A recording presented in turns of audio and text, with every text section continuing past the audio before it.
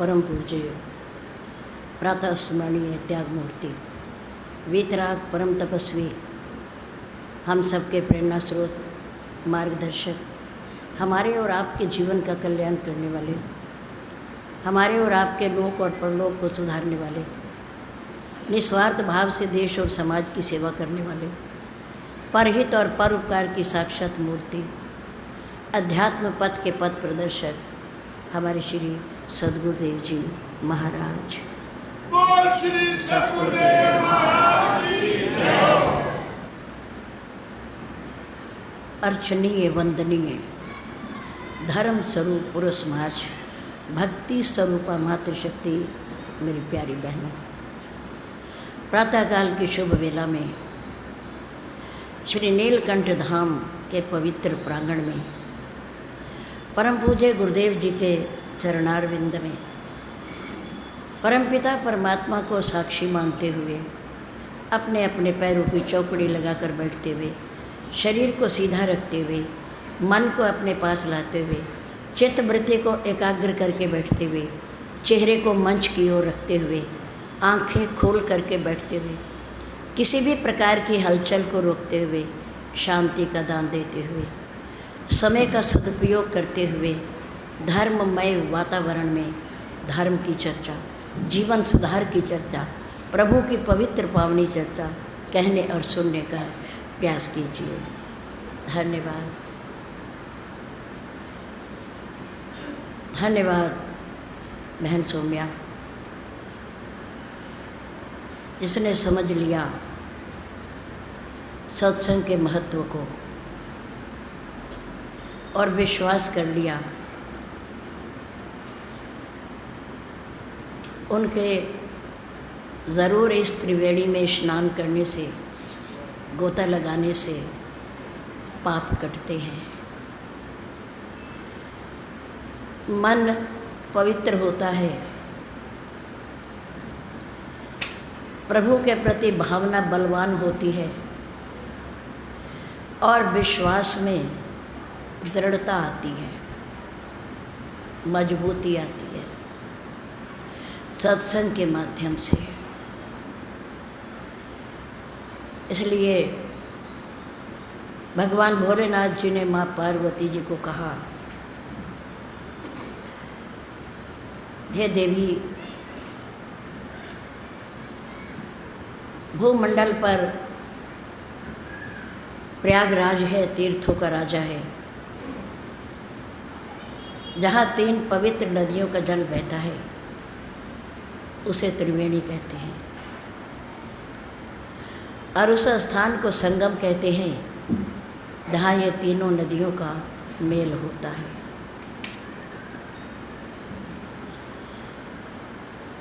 लेकिन एक संगम और भी है, तीर्थराज प्रयागराज।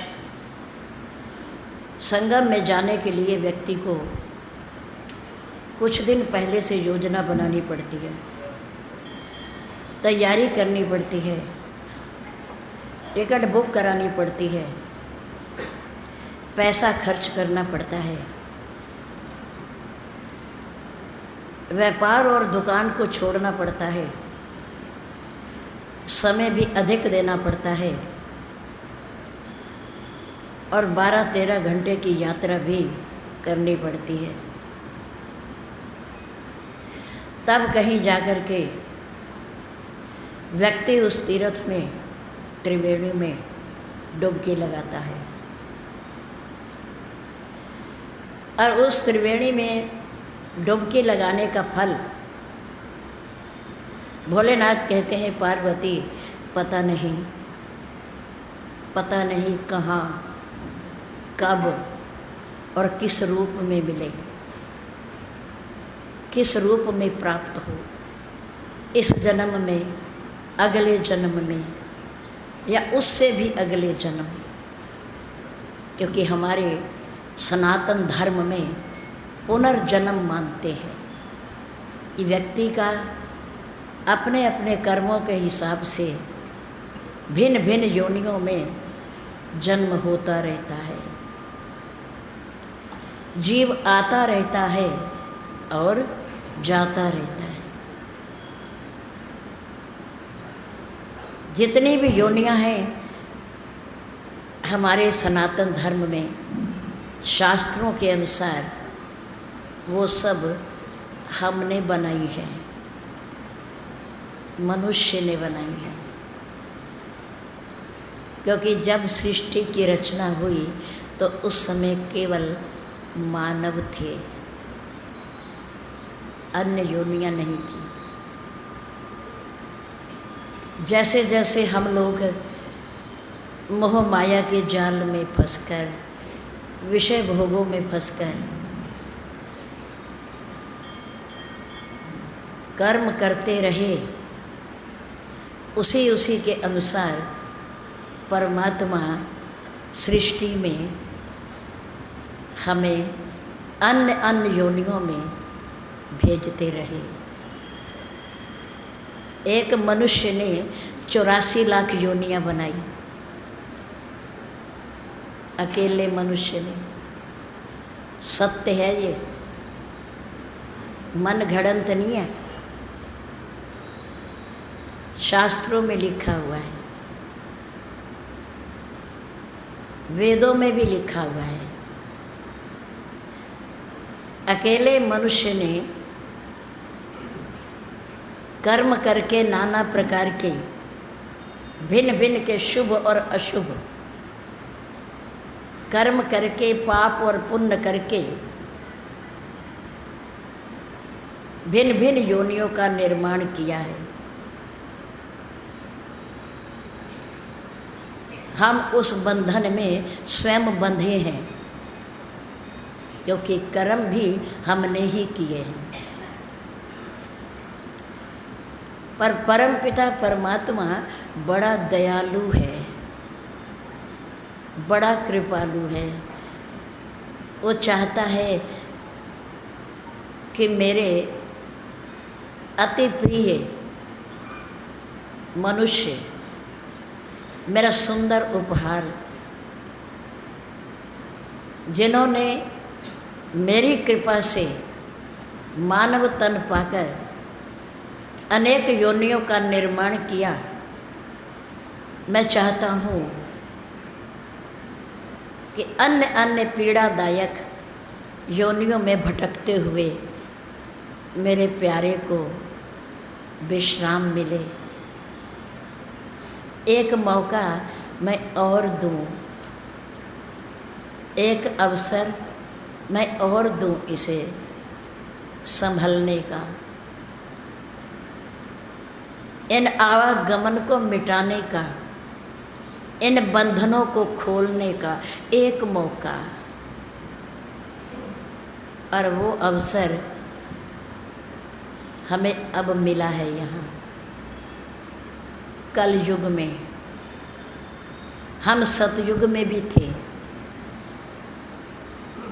हम त्रेता में भी थे, हम द्वापर में भी थे और हम कलयुग में भी हैं। क्यों? क्योंकि शरीर तो मरता है पर आत्मा अमर है, उसकी मृत्यु नहीं है। नाना प्रकार के शरीर मिले कर्मों के हिसाब से, कुछ कर्म भोग लिए, कुछ कर्म शेष बच गए, उनको फिर भोगने आए और फिर हमने नए कर्म और कर लिए।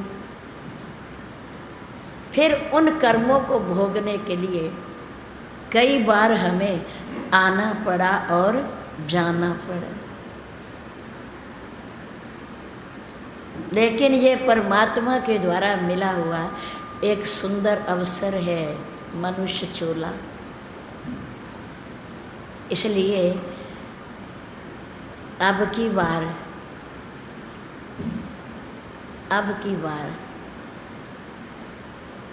हम फिर किसी अन्य योनि में ना भटकें, नरक में ना जाएं, तो कुछ ऐसा कर ले कि हम अपने बंधे हुए कर्मों के द्वारा बंधन को खोल लें, मुक्त हो जाए, मुक्त हो जाए। मेरे राम ने बड़ी सुंदर बात कही अपने श्रीमुख से। श्री रामचरितमानस के उत्तरकांड में, ऐ मेरे प्यारे, ऐसा सुंदर उपहार पाकर के भी अगर तुमने इस भाव सागर से तरने का उपाय नहीं किया,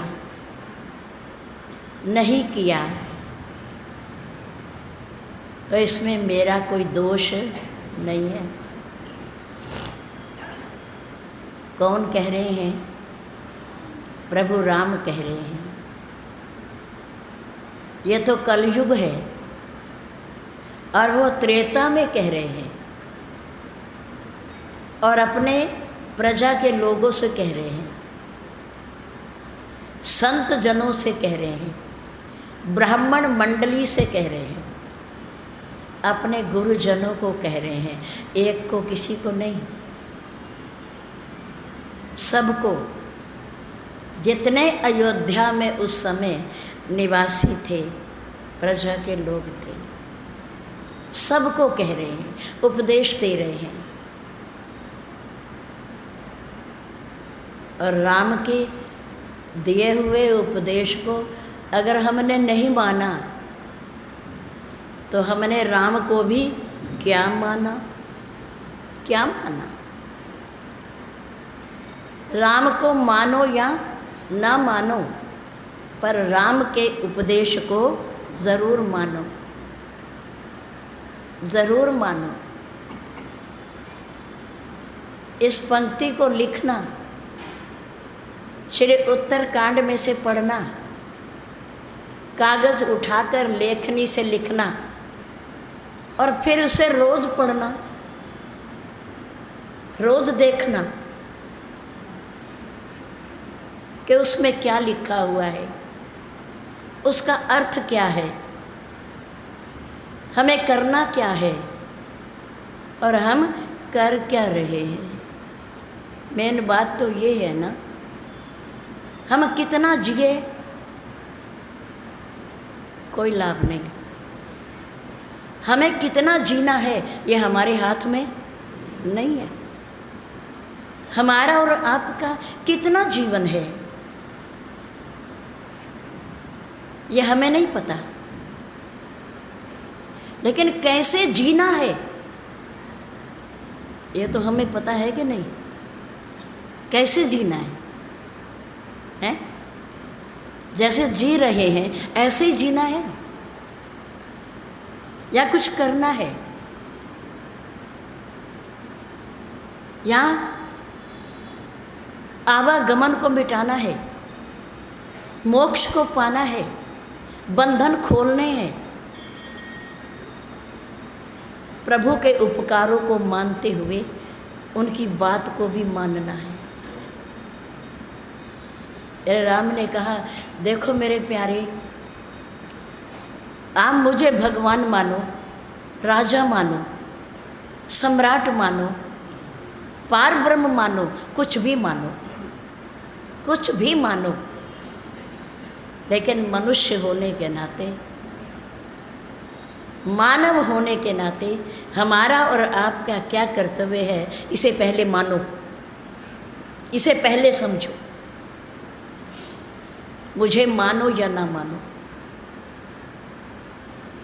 पर पहले इस जीवन के अर्थ को मानो कि हमें परमात्मा ने कृपा करके ये सुंदर शरीर क्यों दिया है। विषय भोगों में तो गाय भी है, भैंस भी है, हाथी भी है, जलचर भी है, नभचर भी है, हर जीव है विषय भोगों में, संतान सबके है। भरपेट भोजन सबको है और निवास भी सबके पास है। चूहा बनाया कर्मों के अनुसार, परमात्मा ने चूहे की योनि बनाई तो उसे रहने का स्थान भी दिया। कौन सा? बिल, धरती के नीचे। तो इसे अपने दांतों से खोद अपना निवास स्थान बना। बहुत बड़ा जानवर हाथी बनाया, हाथी बनाया तो उसके लिए भी भोजन भी बनाया और रहने का स्थान भी बनाया। जंगलों में रहोगे, तुम उपद्रवी हो, तुम उपद्रव करते हो, मचाते हो, लोगों की फसलें उजाड़ते हो, विनाश करते हो, से तुम जंगलों में रहोगे, यहाँ नहीं रहोगे। उड़ने वाले पक्षी बनाए परमात्मा ने कर्मों के हिसाब से और रहने के लिए उन्हें एक कला सिखाई कि तुम तिनके चुगो, तिनके चुगो और अपने लिए रहने का स्थान बनाओ, घोंसला बनाओ, घोंसला बनाओ, वहाँ रहो, अपने बच्चों को पालो, उनके लिए दाना लाओ, चुग कर दाना लाओ। तो हर जीव के लिए अलग अलग प्रबंध है परमात्मा की तरफ से, अलग अलग प्रबंध है। लेकिन वो भोग योनियाँ हैं, वो किए हुए कर्मों को भोग रहे हैं, नए कर्म नहीं कर रहे। ये कला किसके पास है? पिछले कर्मों को भोगना और नए कर्म करने की कला किसके पास है? मनुष्य के पास है। तो होना बढ़िया, होना प्रभु की कृपा के पात्र हैं।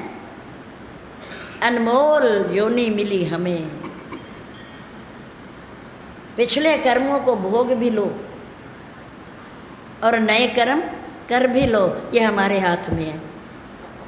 कर्म करना हमारे हाथ में है और फल देना परमात्मा के हाथ में है? बुरा कर्म करते हैं तो उसका फल भी है, मिलेगा, मिलेगा। जब बुरे कर्म का फल बुरा है और हम ज्ञानवान हैं, हम जानते हैं, हम समझदार हैं, तो फिर हम हैं बुरा कर्म क्यों करते हैं? क्यों करते हैं? हम अज्ञानी हैं, मूर्ख हैं? नहीं, हम समझदार हैं, हम जानते हैं और अपनी भलाई और बुराई को भी जानते हैं, किस में हमारी भलाई है और किस में हमारी बुराई है। पर अचंभा, जानते हुए भी कि ये कर्म बुरा है, इसका परिणाम बुरा है, पर फिर भी हम कर जाते हैं। क्यों कर जाते हैं? भोगेंगे नहीं, फल तो मिलेगा ही ना भाई। बीज बोया, अंकुरित हुआ, पौधा बना, अपने पौधे से फिर वृक्ष बना और वृक्ष बनने के बाद उस पर फूल आए और फूल के बाद फिर फल लगे। इतनी लंबी प्रक्रिया। पहले क्या किया? बीज बोया, उसकी देखभाल की, अंकुरित हुआ, पौधा बना, पौधे से वृक्ष बना, वृक्ष पर फूल आए और फिर फूल के बाद फल बना। कितनी लंबी प्रक्रिया है? ऐसे ही हमारे और आपके कर्मों के बीज जो हम बो रहे हैं, ये कभी ना कभी किसी ना किसी योनि में अंकुरित हैं, जरूर होंगे और इस पर फूल भी जरूर आएंगे, और फूल आने के बाद उसमें फल भी जरूर लगेंगे। वो अलग बात है कि वो फल कड़वे हैं या मीठे हैं, पर है हमारे कर्मों के बीज। फिर रोना नहीं, फिर शिकायत नहीं करनी, उलाहना नहीं दिया देना, हमने करा ही नहीं, प्रभु ये तो हमने किया ही नहीं था, हम नहीं जानते, पर परमपिता परमात्मा जानता है। उसका हिसाब कभी गलत नहीं हो सकता, कभी गलत नहीं, हेरा फेरी नहीं है वहाँ, चालाकी नहीं है, चतुराई नहीं है। ये हमारे पास है चतुराई कि हमने किसको 100 रुपया दिया, साइन करवा लिए, एक जीरो बढ़ा ली, कितने बन गए हैं? 1000 बन गए। उसने थोड़ा समय और लगा दिया हमें पैसे देने में, ब्याज दे रहा है बेचारा, मूल नहीं दे पा रहा। हमने उसकी आंखों में धूल झोंकी, हमने एक जीरो और बढ़ा दी, कितना बन गया? 10,000 बन गया है।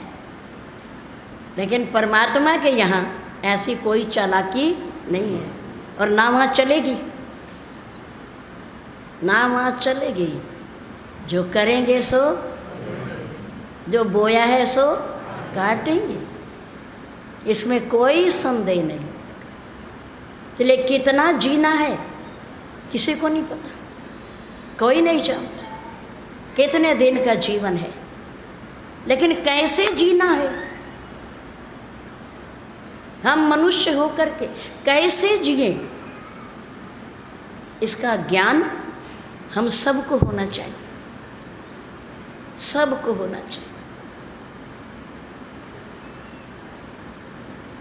नुमाइश कैंप में 8 बजे अगर लोग चाहें तो यहाँ का हाल भर जाए, इतनी संख्या है यहाँ की, इतनी संख्या। मेरे गुरुदेव ने नुमाइश कैंप गोपाल नगर, केशव नगर के समाज को बनाने में बड़ी मेहनत की है, बड़ा प्रयास किया है, बहुत सत्संग दिया है, जवानी में भी, मध्य अवस्था में भी और वृद्ध अवस्था में, तीनों अवस्थाओं में मेरे पूज्य गुरुदेव जी ने अनमोल समय दिया, अनमोल।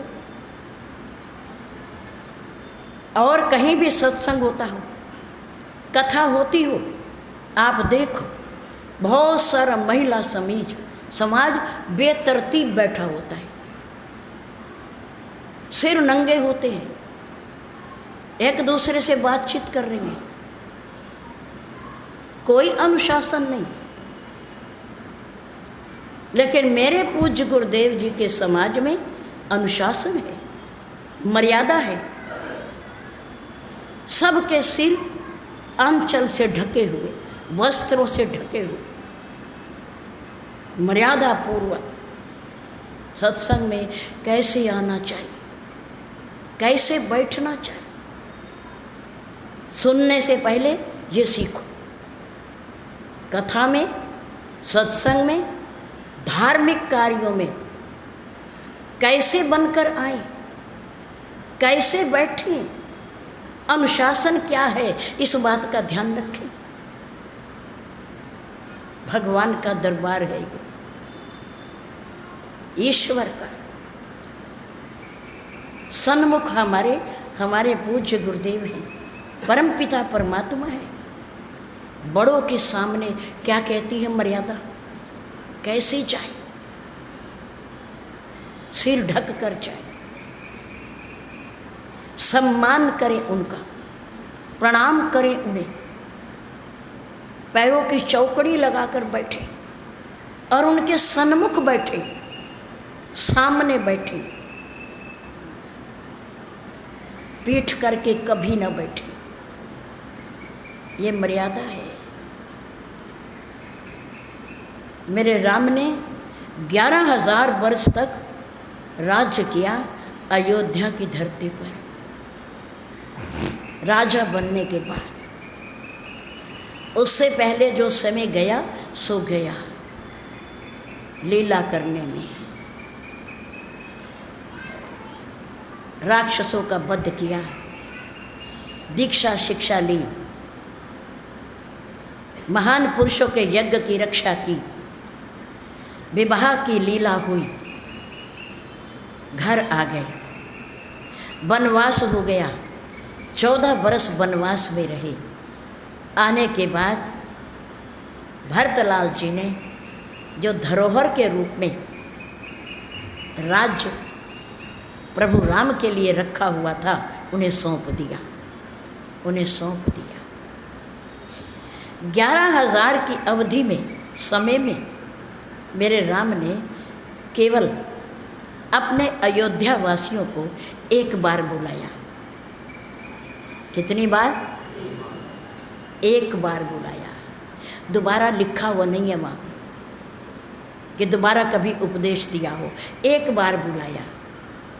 और जो उपदेश दिया मेरे राम ने, पूरी प्रजा ने उसका पालन किया, उसका पालन किया। कानों के माध्यम से सुनकर उन्हें हृदय में लाई, अंदर समाहित किया, उस पर अमल किया, आचरण किया। और जाते समय मेरे राम ने इस मृत्यु लोक से प्रस्थान करते समय अपनी पूरी प्रजा को अपने हैं कहाँ ले गए? अपने साथ। उनके आवागमन का बंधन खत्म, जिसे स्वयं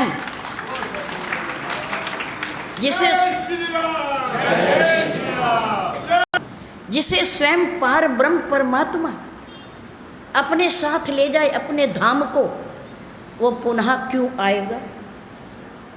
क्यों आएगा पुनः? बिल्कुल नहीं आएगा। धरती वही है, बात को समझा करो। धरती साथ नहीं गई, ये मृत्यु लोक की वस्तु है, ये यहीं रहेगी, ये नहीं जाती साथ। श्री अयोध्या जी की धरती वही है जो उस समय थी, जहाँ प्रभु राम ने विचरण किया, जिन गलियों में घूमे, जहाँ राज्य किया, जहाँ जन्म हुआ, वो सब कुछ वहीं है, वो कहीं नहीं गया। केवल प्रभु राम जो अवतार लेकर के आए थे और अपने समाज को, जिन्होंने उनकी बात को माना, भजन किया, भक्ति की, सिमरन किया, जीवन के महत्व को समझा, वो जाते समय अपने परम पिता परमात्मा के साथ गए। आवागमन मिट गया, बंधन कट गए। अब किसी नरक और स्वर्ग में नहीं जाना। मेरे राम उन्हें अपने साथ ले गए। और कितनी बार उपदेश दिया है? एक बार। हम तो कलयुग के जीव है ना, वो त्रेता था। क्या था वो? उस समय धर्म के 3 पद थे, 3 चरण थे धर्म रूपी बैल के, और आज तो एक है, और वो भी टूटा फूटा। वो पैर भी टूटा फूटा, साबुत नहीं है। धर्म रूपी बैल के सतयुग में 4 पैर, त्रेता में 3 पैर, द्वापर में 2 पैर, और कलयुग में 1 पैर। क्या? येन केन विधि कीने दान करहीं प्रगट 4 पद धर्म के। जब सृष्टि बनी तो धर्म के 4 पैर थे। सत्य, यज्ञ, तप, दया, 4 पैर थे। सतयुग के जाते ही 1 पैर चला गया। कौन सा? सत्य चला गया। सत्य दुनिया से धीरे धीरे खत्म होने लगा। 3 पैर बच गए। शुभ कर्म, यज्ञ बच गया। इसलिए राजा दशरथ जी ने बड़े यज्ञ किए और भगवान श्री राम चारों भाइयों की उत्पत्ति भी कैसे हुई है? यज्ञ से हुई है। और महर्षि विश्वामित्र जी ने भी परतापुर में गांगोल धरती पर बड़े यज्ञ किए, तपोभूमि में बड़े यज्ञ किए। और यज्ञ की रक्षा के लिए ही वो राम जी को लेकर गए थे। और अंत में जब राम राजा बन गए, सीता जी को वाल्मीकि जी के आश्रम में भेज दिया, तो चक्रवर्ती सम्राट बनने के लिए मेरे प्रभु राम ने भी क्या किया? अश्वमेध यज्ञ किया। तो यज्ञ प्रधान, त्रेता में यज्ञ प्रधान। नंबर 1 सत्य प्रधान सतयुग में, नंबर 2 यज्ञ प्रधान। धीरे धीरे द्वापर आ गया। क्या आ गया? द्वापर आ गया। सत्य तो पहले ही नहीं है, जो यज्ञ था वो भी खत्म हो गया। क्यों? क्योंकि व्यक्तियों के मनों के अनुसार, ज्ञान के अनुसार मंत्रों की शुद्धि नहीं रही। व्यक्ति के पास समय भी कम हो गया, कम हो गया। और पदार्थ जो आहुति में डाले जाते हैं उनमें भी पवित्रता नहीं रही। बनावटीपन, डुप्लीकेट सामान आने लग गया। आम की लकड़ी से यज्ञ होता है, समिधा से, लेकिन आज हवन तो होते हैं थोड़े बहुत होते हैं, लेकिन पता नहीं वो समिधा कौन सी है, कैसे बनती है, कहाँ से आती है। अब वो बात नहीं है। ना मन की पवित्रता है, ना मंत्रों की पवित्रता है, ना सामग्री में पवित्रता है, शुद्धता है, तो यज्ञ कहाँ से हो? यज्ञ कहाँ से हो? अब द्वापर आ गया। द्वापर में भक्ति क्या प्रधान है? भक्ति।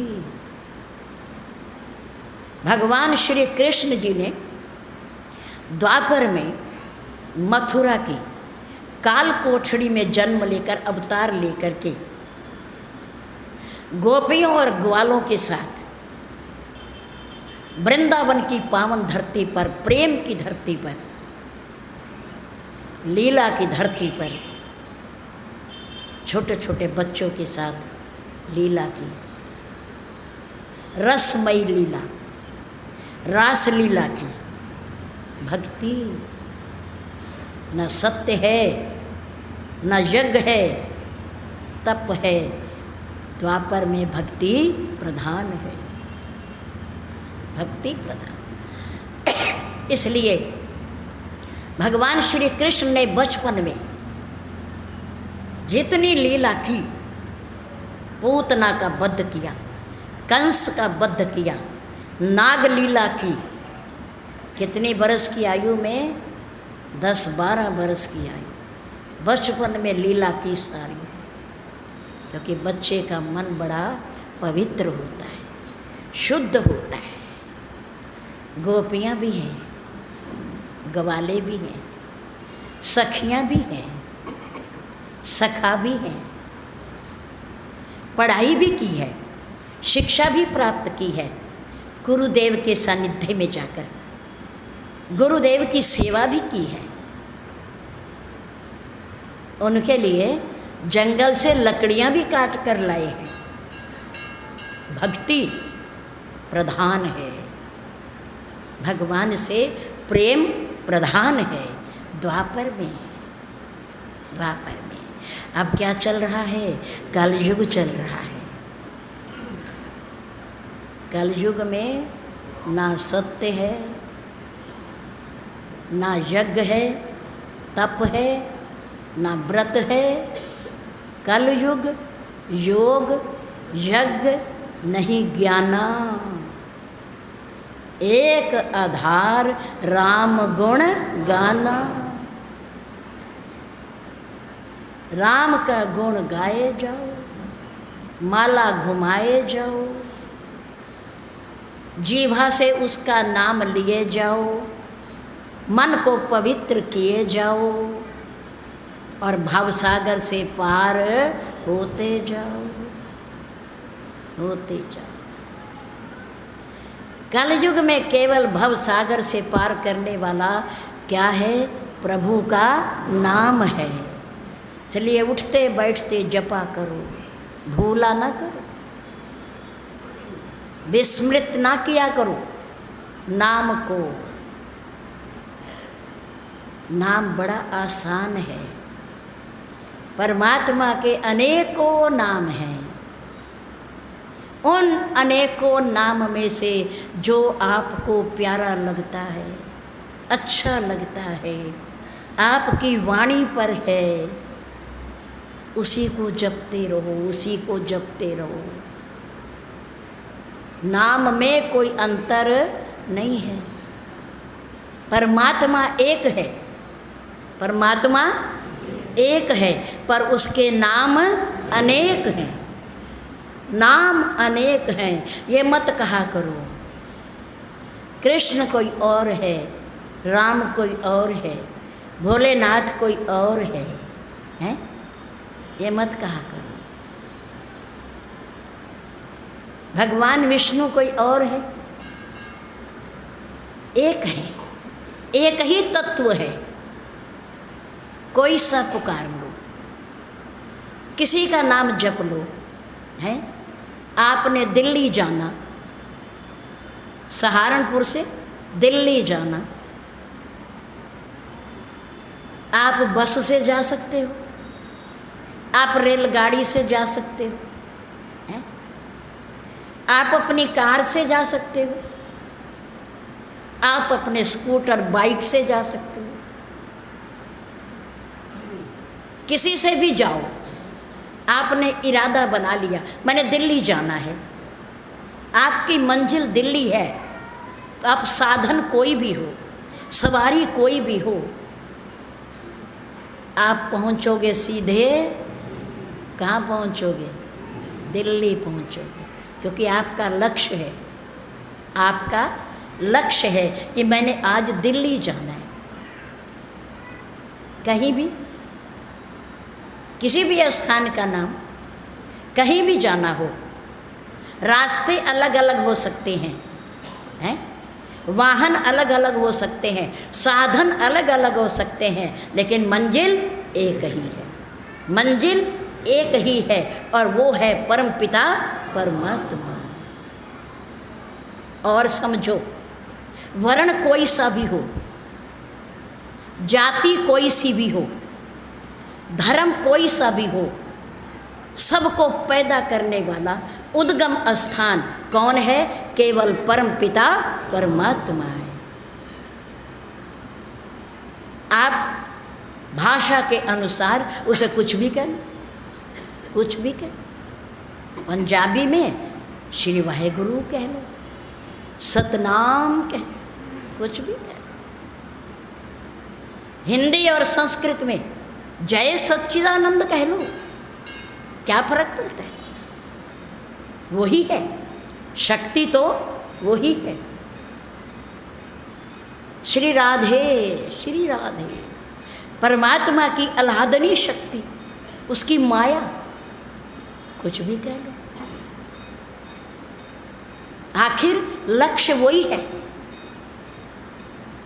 हरे राम राम राम हरे हरे, हरे कृष्ण कृष्ण कृष्ण वही है।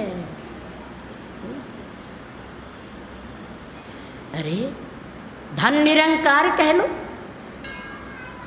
क्या फर्क पड़ता है? धन निरंकार, वाह प्रभु, आप निराकार रूप में भी हो और आप साकार रूप में भी हो, आप दोनों में, दोनों रूप आपके। सच्चिदानंद भी आप हो, निराकार भी आप हो, साकार भी आप हो, वाहे गुरु भी आप हो, सतनाम भी आप ही हो, और हरे कृष्ण और हरे राम भी आप ही हो। क्या अंतर है? वर्ण कोई सा भी हो, आश्रम कोई सा भी हो, ब्रह्मचर्य हो, गृहस्थ आश्रम हो, वानप्रस्थ हो, संन्यास आश्रम हो, पर याद रखो जिस कुर्सी पर हो उसी पर रहो और उसी कुर्सी के कर्तव्यों का पालन करो। भगवान को धोखा मत देना, ईश्वर को धोखा मत देना, वो जानता है। आप किसी भी जाति के हो, वहाँ जाति कोई मूल्य नहीं रखती। वो दुनिया में आकर बनी है, आश्रम दुनिया में आकर बने हैं, वर्ण दुनिया में आकर बने हैं। परमात्मा के यहाँ ऐसी कोई व्यवस्था नहीं है, उसके यहाँ ऐसी कोई व्यवस्था नहीं। इसलिए जातियों में ना बटो, मनुष्य है, जाति कोई भी हो, ब्राह्मण है तो मनुष्य ही है। वो भी दो पैरों से चलता है, धरती पर चलता है, क्या आकाश पे उड़ता है? हैं? कैसा है वो? मानो ब्राह्मण जाति है, ब्राह्मण वंश में पैदा हुए, जन्म हुआ है, तो अलग थोड़ी है, हैं? वैश्य में पैदा हुआ है तो अलग थोड़ी है। उसका ऐसा थोड़ी है कि क्षत्रियों की आंखें पीछे हैं और वैश्य की आगे हैं, या उनके दो कान हैं इनके एक हैं। फर्क है कोई? है? किसी भी वर्ण का व्यक्ति हो, मनुष्य हो, किसी भी जाति का हो, किसी भी धर्म का हो, शरीर सबका एक सा है। नंबर 2 और सुनो, और सबके अंदर से निकलने वाले खून का रंग भी कैसा है? कैसा है? ऐसा तो नहीं कि अलग अलग जातियों का शरीर के रंग, खून का रंग अलग अलग हो, ऐसा तो नहीं है। या ऐसा है? अगर ऐसा नहीं है तो भेदभाव कैसा? कैसा छोटा बड़ा? कैसा ब्राह्मण और शूद्र, वैश्य और क्षत्रिय? नहीं, सबसे पहले हम परम पिता परमात्मा की संतान है। क्या है हम?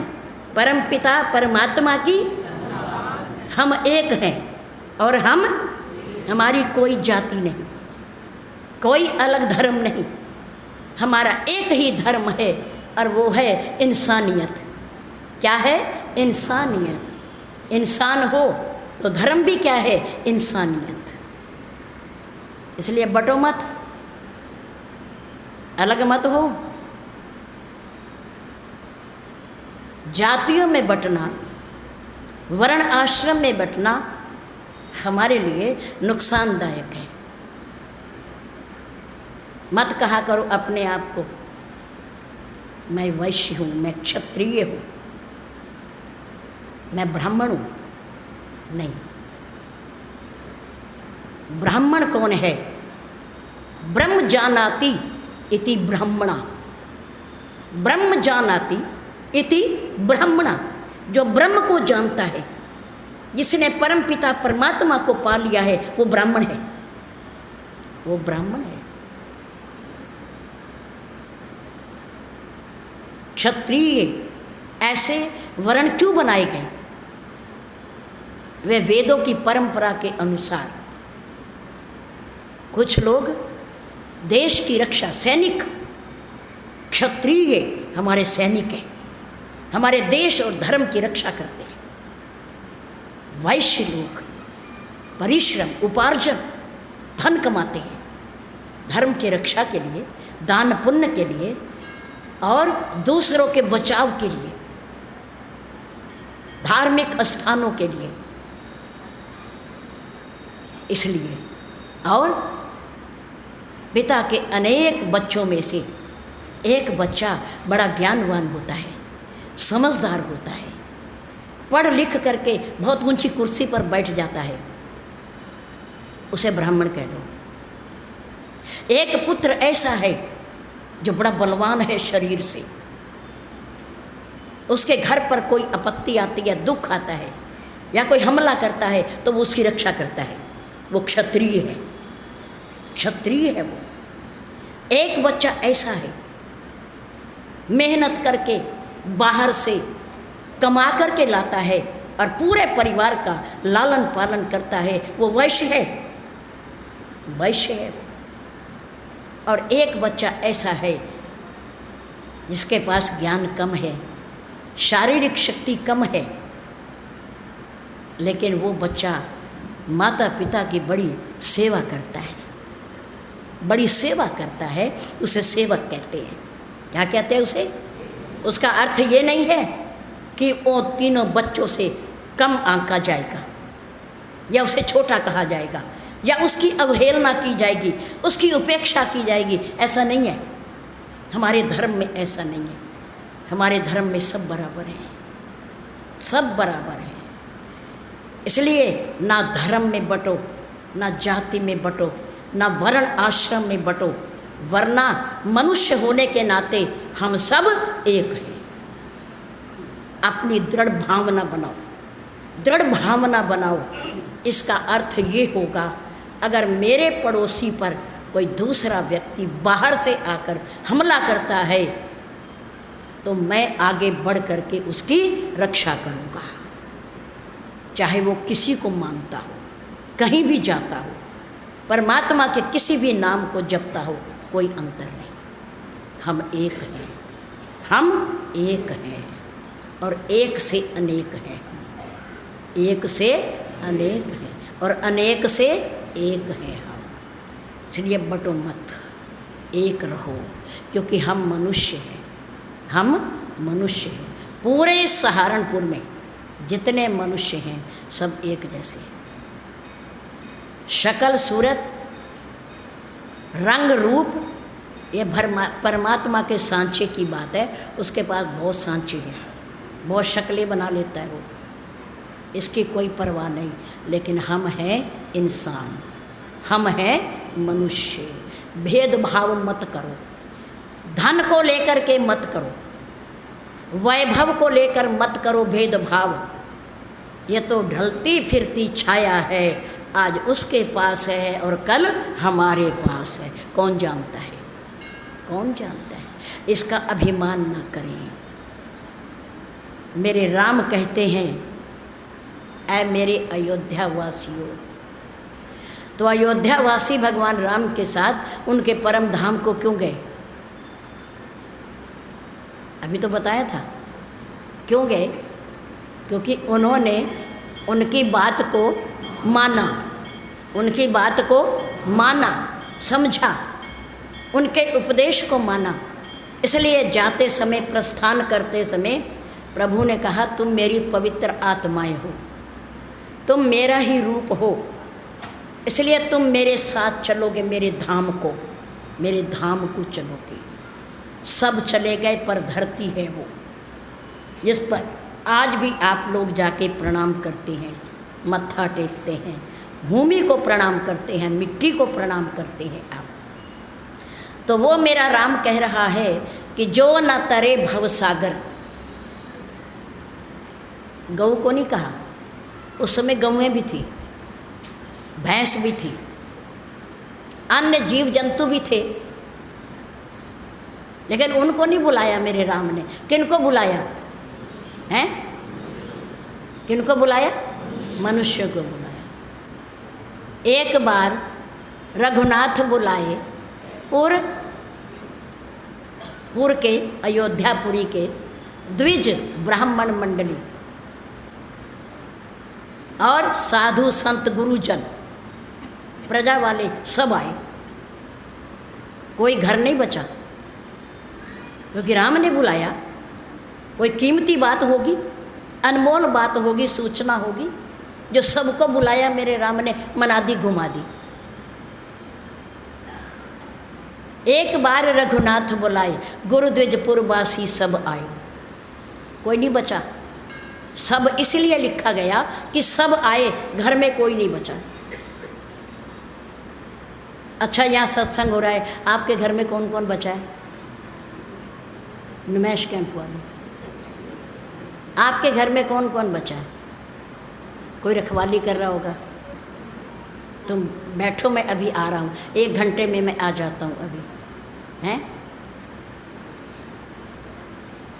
कुछ रह गए होंगे, कुछ आते नहीं होंगे, कुछ को आप छोड़ के आए होंगे, लेकिन भगवान के बुलाने में बड़ी शक्ति थी। हमारे पास वो नहीं है। बहुत शक्ति थी, इसलिए सब आए। अगर सब ना आए होते तो कुछ लिखते, कुछ आए, लेकिन नहीं। पूज्य गुरुदेव भी आए, ब्राह्मण मंडली भी आई, और सारे अयोध्या के वासी भी आए, प्रजा भी आई, सारे आए, क्योंकि ज्ञान की बात, लाभ की बात है। मेरे राम ने कहा, देखो हम और आप मनुष्य हैं, मनुष्य होने के नाते हमारा बहुत बड़ा कर्तव्य है, भजन और भक्ति के द्वारा, ज्ञान के द्वारा, शुभ कर्मों के द्वारा हमने इस संसार सागर को पार करना है। ऐसा कहते हैं, हमारे धर्म में लिखा हुआ है कि गाय की पूंछ को पकड़कर व्यक्ति बैतरनी नदी से पार हो जाता है, ऐसा कहते हैं, है ना? दान करवाते हैं ना, तो भी पूंछ पकड़वाते हैं, लेकिन पता नहीं अगर गाय पार होगी तो पूंछ भी पार होगी और उसे पकड़ने वाला भी पार होगा। पर हमें तो पता नहीं, गाय को तो प्रभु ने कहा नहीं। प्रभु ने कहा तुम और हम, तुम और हम मनुष्य हैं, इसलिए हमें भवसागर से पार होना है। गाय को नहीं कहा और किसी को नहीं बुलाया, मनुष्यों को बुलाया और कहा सुनो, ध्यान दे के। दोबारा नहीं बताने का, मैं एक ही बार बताऊंगा, समय नहीं है मेरे पास, और बहुत काम होता है। पूरे ब्रह्मांड के राजा हैं, चक्रवर्ती सम्राट हैं, उसमें पूरी धरती पर एक ही राजा थे, और वो थे प्रभु राम। प्रभु राम थे पूरे भूमंडल पर, क्योंकि सब देशों को मिलाकर उन्होंने क्या कर दिया था? एक कर दिया था। लंका पर पुल बांध दिया था, लंका और भारत को एक कर दिया, श्रृंगवेरपुर को भी मिला लिया, किष्किंधापुरी को भी मिला लिया, राजा जनक की जनकपुरी को भी मिला लिया, और अयोध्या तो उनका था ही, वो तो था ही। तो मेरे राम ने कहा देखो भाई, मनुष्य होने के नाते हमारा क्या काम है? जो आप कर रहे हो ये काम नहीं है हमारा, ये काम तो और लोग भी, और जोनियाँ भी कर लेती हैं। हमारा काम है भवसागर से पार होना। कठिनाइयाँ हैं बहुत, रुकावटें बहुत आती हैं, बाधा बहुत आती है, लेकिन फिर भी जो न तरे भवसागर, नर समाज असपाई। बात बहुत कड़वी है, बुरी लगेगी, पर हम क्या करें? हम थोड़ी कह रहे हैं, भगवान राम कह रहे हैं जो न तरे, कहाँ से? भवसागर से। जो न तरे भवसागर, नर समाज असपाई। मनुष्य चोला पाकर, अच्छे माता पिता पाकर, अच्छे सद्गुरुदेव पाकर, सत्संग पाकर, दान पुण्य करते हुए अगर मनुष्य ने भवसागर को पार नहीं किया तो नीचे वाली पंक्ति में लिख दिया, सो कृत निंदक उस व्यक्ति की निंदा करनी चाहिए। कौन से व्यक्ति की? जो मनुष्य चोला पा करके इस संसार रूपी भवसागर से पार होने का पुरुषार्थ नहीं करता, प्रयास नहीं करता। सोकृत निंदक मंदमती मूर्ख है, आत्महन गति जाई। वो उस गति को प्राप्त होता है जो सुसाइड करने वाला जिस गति को पाता है। आत्महत्या है, जहर खा लिया, फांसी पे लटक गए, रेल के नीचे कट गए, हैं, घर से भाग गए, जहर खा। भला ये मनुष्य जीवन इसके लिए मिला क्या है? भाई जहर पूड़िया क्यों खाते हो? तो गृहस्थी में अपने आप जहर बहुत देखने और सुनने को मिल जाती है। बहुत को सहन करना पड़ता है, चुप रहना पड़ता है, बुराई के घूंट पीने पड़ते हैं। ये जहर ही तो है, और क्या है? गृहस्थी में वैसे ही जहर बहुत है, और अलग से पुड़िया क्यों खाते हो भाई? क्यों खाते हो? ये कम है? सबसे बड़ी तपोभूमि है। जंगल में कहीं जाकर तप करने की जरूरत नहीं, घर में रहो, माता पिता की खरी खोटी सुनो, उनकी आज्ञा का पालन करो। रात को वो सो जाए तो सोना, उनसे पहले उठ के उनके लिए पानी रखना ताकि वो स्नान कर ले, उनके वस्त्र धोकर रखना। गुरु के आश्रम पर जाओ, वहाँ हर प्रकार की सेवा करो, झाड़ू दो, पानी छिड़को, आरती के बर्तन साफ करो, टाट पट्टी समेटो। बहुत काम है, बहुत कुछ है, करने को बहुत कुछ है, पर जिसने करना ही ना हो, करना ही ना हो, उसे क्या कहें? क्यों बाहर से पूड़ियाँ खाते हो जहर की? ये इसलिए मिला जन्म, जहर खाने के लिए? अरे हजम करो अपने अंदर, हैं? जैसे सत्संग को कर जाते हो हजम, पता ही नहीं चलता कहाँ गया, हैं? ऐसे सामने की गई बुराई को सुन के हजम कर लिया करो, पचा लिया करो।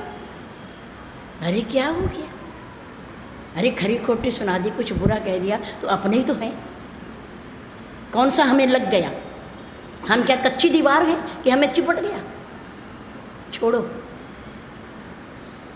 जहर के घूंट घर में ही बैठ के पी लिया करो, अलग ना हुआ करो, आपस में बोलना बंद ना करा करो, दीवारें खिंच जाएंगी, एक से दो हो जाओगे।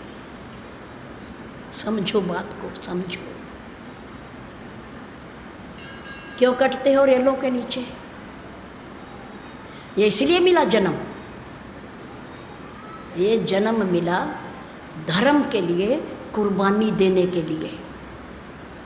जैसे चांदनी चौक पर खड़े होकर हमारे सदगुरुदेव गुरु तेग बहादुर जी ने, 9वें पातशाह, सब जनता के सामने धर्म की रक्षा के लिए अपनी गर्दन कटवाई। उनका नाम है, उनकी पूजा होती है, उनके तीर्थ स्थान है। ऐसे गर्दन कटा लो, क्या फर्क पड़ता है? अपने आप ट्रेन के नीचे क्यों जाते हो? और नदियों में छलांगे क्यों लगाते हो? क्यों अपनी अपनी हत्या करते हो? जन्म और मृत्यु ये दोनों परमात्मा के हाथ में है, दोनों परमात्मा के हाथ में, हमारे और आपके हाथ में नहीं है। तो उसके शासन को अपने हाथ में क्यों लेते हो? क्यों मरते हो? घर में डूब जाओ, भगवान की भक्ति में डूब जाओ, आनंद मिलेगा, अमरता मिलेगी, अमरता। क्यों नदियों में छलांगे लगाते हो? इतना बुरा लगता है? अरे हमें किसी का बुरा लगता है, हमारा भी तो किसी को लगता होगा। इन बातों का बुरा ना माना करो, क्योंकि शब्द किसी को चिपकते नहीं है। थोड़ी देर की बात है, सहन कर लोगे तो क्या दिक्कत है? गरम तवे के लोहे पर पानी की 2 बूंद डालो पता ही नहीं चलता, नामो निशान मिट जाता है। पानी आया भी था कि नहीं। ऐसे बनो। माता पिता ने कुछ कह दिया तो क्या हो गया फिर हैं? हमने मांगे 200 रुपये, माता पिता ने दिया 150 रुपया, तो क्या हो गया फिर? अरे वो कमा रहे हैं, जिस दिन कमा के लाओगे पता चलेगा। 50 रुपये ही तो कम है, क्यों भागते हो घर से? ये मनुष्य जन्म इसके लिए नहीं मिला। किसके लिए मिला है? ना घर से भागने के लिए मिला, ना जल कर मरने के लिए मिला। बताओ, अभी अभी एक परिवार ने, पूरों ने कुछ खा के एक ही गाड़ी में जान दे दी, वो कहाँ जाएंगे? कहाँ जाएंगे हैं? इन कर्मों को कहाँ भोगेंगे? उनकी तो दुनिया में कहीं जगह ही नहीं है। कितने दिन, 2 दिन 4 दिन लोग याद रखेंगे, फिर सब भूल जाएंगे। पर ऐसा काम करो ना जिससे पीछे वाले हमें याद रखें। ऐसे आदमी को परिवार वाले भी याद नहीं रखते, लेकिन धोखा दे गए। इसलिए ऐसे कर्म करो कि परमात्मा के यहाँ भी जगह हो और संसार में भी हमारी जगह बनी रहे। ऐसे करो, मत कटो, मत भागो घर से, मत जहर खाओ, मत आत्महत्या करो। जब हम अपने आप को पैदा नहीं कर सकते तो अपने आप को मारने का भी कोई अधिकार नहीं है, हमें कोई अधिकार नहीं है। इसलिए धन्यवाद है परमात्मा का कहा को, प्रभु जो दिया काफ़ी दिया, बहुत दिया, बहुत दिया।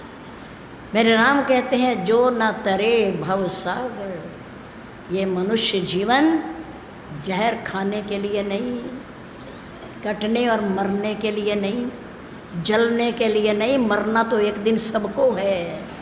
आई पे मरो ना, आई पे मरो, घर में मरो, सबके सामने जाओ, भगवान का नाम लेते हुए जाओ, परमात्मा को याद करते हुए जाओ। ऐसे क्यों जाते हो छुप के, बिना बताए क्यों जाते हो? अपने आप भी दुखी और पीछे वाले को भी दुखी, पीछे वाले भी दुखी बेचारे। वो कोई आपका नाम थोड़ी पट्टे पे लिखवाएंगे, आपके नाम का दान थोड़ी देंगे, वो नहीं देंगे। अगर घर में परिवार में सुख शांति से जाओगे, वरना तो एक दिन है वो आपके नाम का दान भी करेंगे, मंदिर में दान भी देंगे, मंदिर भी बनवाएंगे और आपके नाम के प्याऊ भी बिठाएंगे। और यदि अपने आप मरोगे तो कोई पूछेगा ही नहीं, जा भाई जा, तो ये तो जाना ही था, जा भाई। ऐसा काम नहीं करना। क्या काम करना है?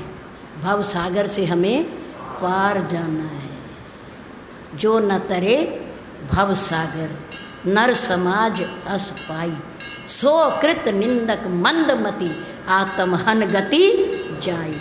वो उस गति को प्राप्त होता है व्यक्ति जो मनुष्य होकर के परमात्मा का भजन नहीं करता। जो आत्महत्या करने वाले को गति प्राप्त होती है भगवान के दरबार में, वो उस योनि को प्राप्त होता है। ये ध्यान रखो, हम मनुष्य हैं। हम आगे से पता हमने क्या सोचा? आज संख्या पूरी है समाज की, हमने इस बार 8 दिन दे दिए। मैंने कहा 2 दिन फालतू दे दिए। लोग बड़े चतुर हैं समाज, सोचता है अभी तो 8 दिन है, 2 दिन और निकल जाए फिर जाएंगे, जाना तो है ही, जाना तो है ही भाई, सत्संग में तो जाना ही है, लेकिन 2 दिन और निकल जाएं, गर्मी में बैठना पड़ता है। लेकिन आगे से हम 6 दिन देंगे, हम 8 दिन ही नहीं, ताकि आप पूरी संख्या में आओ, पूरा लाभ उठा सको। इसलिए भगवान का नाम तो जितना मिल जाए, जहाँ मिल जाए, कल्याणकारी है, उत्तम ही उत्तम है, परलोक को सुधारने वाला है, जीवन को बनाने वाला है। बहुत बहुत धन्यवाद।